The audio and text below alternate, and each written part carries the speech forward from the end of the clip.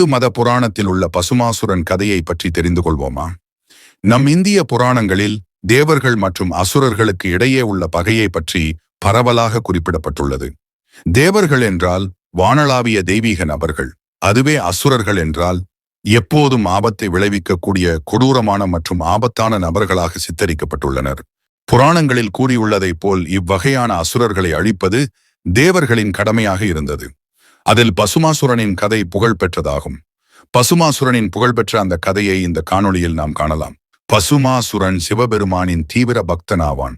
சிவபெருமானிடமிருந்து வரத்தை பெறுவதற்கு அவன் தீவிர தியானத்தில் ஈடுபட்டான். தன் தவத்தின் பயனால் அவன் முன் தோன்றிய ஈசன் அவனுக்கு என்ன வரம் வேண்டும் என கேட்டார். சாகா வரத்தை கேட்டான் பசுமாசுரன். ஆனால் சாகா வரத்தை அளிக்கும் சக்தி தன்னிடம் இல்லை என கூறினார் சிவபெருமான். தான் கேட்ட வரத்தை வேறு மாதிரி கேட்க முடிவு செய்தான் பசுமாசுரன். தன் ஆள்காட்டி விரலால் யாருடைய தலையை அவன் தொடுகிறானோ அந்த நபர் எரிந்து சாம்பலாகிவிட வேண்டும் என்பதே அந்த வரமாகும். இதனை அவன் உரிமையுடன் கேட்டான்.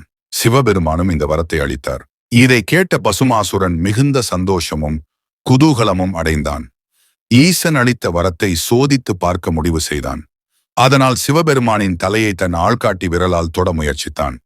சிவபெருமானை எரித்து சாம்பலாக்கி பார்வதி தேவியை அடைவதே அவனது எண்ணமாகும். பசுமாசுரனிடமிருந்து சிவபெருமான் தப்பித்து ஓடினார். அவரை தொடர்ந்து சென்றான் பசுமாசுரன். கடைசியாக விஷ்ணு பகவான் வசிக்கும் இடத்தை சென்றடைந்தார் சிவபெருமான். தன்னாலே உருவான இந்த இக்கட்டான சூழ்நிலைக்கு தீர்வு கோரினார். சிவபெருமானின் பிரச்சனையை கேட்ட மகாவிஷ்ணு அவருக்கு உதவிட முன் வந்தார்.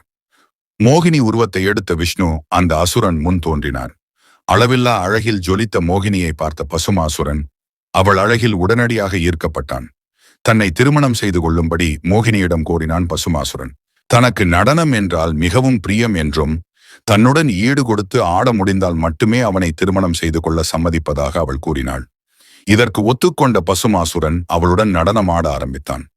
மோகினிக்கு இணையாக பசுமாசுரன் போட்டி போட்டுக்கொண்டு ஆடியதால் இந்த நிகழ்வு சில நாட்களுக்கு தொடர்ந்தது. அப்படி ஆடும்போது ஒரு அசைவில் மோகினி தன் ஆள்காட்டி விரலை எடுத்து தன் தலையில் தொட்டாள். பசுமாசுரன் அவள் நடனத்தை அப்படியே பின்பற்றியதால் தன் தலையை தன் ஆள்காட்டி விரலால் தொட்டான். அவ்வளவுதான். அவன் வரத்தை நிறைவேற்றும் வண்ணம் உடனடியாக அவன் எரிந்து சாம்பலாக போனான். இந்த கதையை வேறு மாதிரியும் கூறுவார்கள்.